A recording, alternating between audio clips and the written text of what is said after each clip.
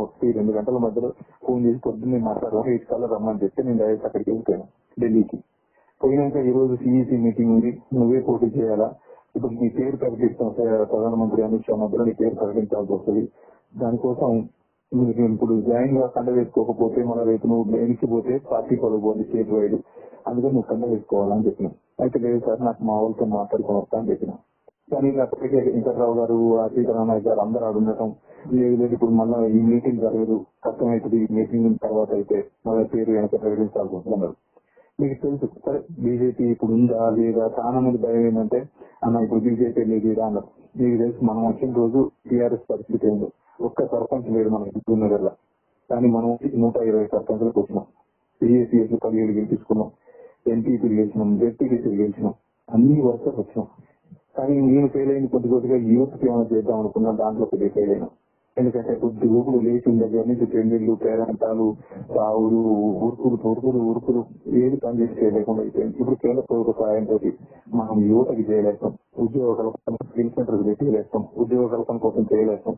దాంతో పాటు మనం అధికారం కేంద్రంలో ఇచ్చే పరిస్థితుల్లో మళ్ళీ మోడీ గారే, మీ అందరికీ తెలుసు ఇలా రామాలయం అయిపోయింది, మోడీ గారి ప్రభావం అయిపోయింది. దేశం మొత్తం మోడీ గారి వైపు తుఫాన్ లాగా వస్తా ఉంది. ఎందుకంటే ఇన్నాళ్ల చరిత్రలో ఎవరు ఇంత క్లీన్ ఇమేజ్ ఉన్న నాయకుడు లేడు, ఒక్క స్కామ్ జరగలేదు, సొంతంగా కుటుంబాలు లేవు, ఎంతసేపటికి దేశమే కుటుంబంగా భావిస్తా ఉన్నారు. ఈ రోజు చేసిన హైవేలు కానీ ఏదైనా అంటే వాళ్ళ సపోర్ట్ ఉంటే మనకు మంచిది అన్న ఉద్దేశంతో వాళ్ళు కూడా మనల్ని కావాలనుకోవటం చాలా మంది ట్రై చేసింది. ఈ రోజు బీఆర్ఎస్ లో చాలా మంది వెళ్ళిపోతా ఉన్నారు, రంజిత్ గారు పోటీ చేయట్లేదు, శేఖర్ గారు పోటీ చేయట్లేదు, ఇట్లా ఎవరైనా భయపడతా ఉన్నారు. ఎందుకంటే రేపు జరిగే పరిణామాలు ఎట్లుంటాయి ఏంటి అని. రేపు మళ్ళా రేవంత్ రెడ్డిని దింపాలా, అది చేయాలి ఇది చేయాలని కొంతమంది కాంగ్రెస్ అనుకుంటా ఉన్నారు. అట్లాంటి వాళ్ళకి మళ్ళా మన వాళ్ళే సపోర్ట్ చేయొచ్చు. దీని లాస్ట్ ఎలక్షన్ పోయే కల్లా మళ్ళా మనమే ఆగం కావచ్చు. అందుకని వీటన్నిటిని దృష్టిలో పెట్టుకుని మీరందరూ నా ఏమంటే ఉంటారనుకోండి, నేను ఒక్కడిని పోయి ఏం చేస్తా, దాంట్లోకి నేను ఒక్కడిని పోయినా ఏముంటది, మీరందరూ ఖచ్చితంగా నా ఇంటి ఉంటారు చేస్తారు అనుకుని. ఇంకొంతమంది ఏంటంటే ముస్లిం సోదరులు ఉన్నారు, వాళ్ళకి బీజేపీ అంటే పడదు, బీజేపీ అంటే ధైర్యం మీకు చేస్తారని.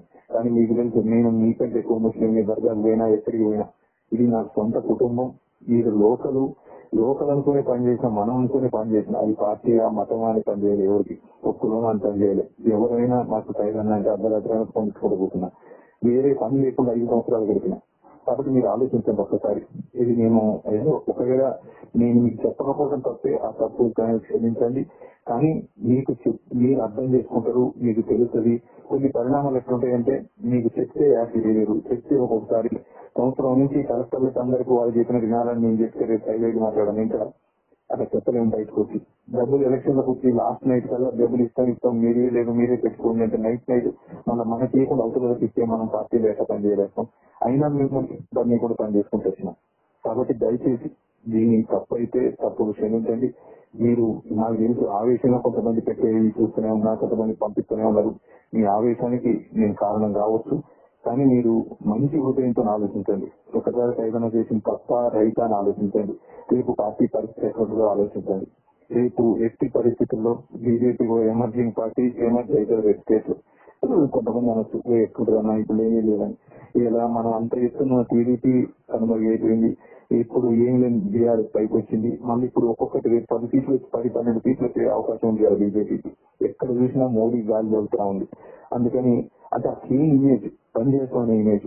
కాబట్టి మీరు సహృదయంతో ఒకసారి ఆలోచించండి. మళ్ళీ 2-3 రోజుల్లో ఒకసారి నేను హుజూర్నగర్ వస్తా, మీటింగ్ పెట్టుకుంటాను. మీకు కోపం ఉన్నా ఆ కోపాన్ని ఒకసారి ఆలోచించి చూడండి, నన్ను ఒకసారి ఆలోచించండి.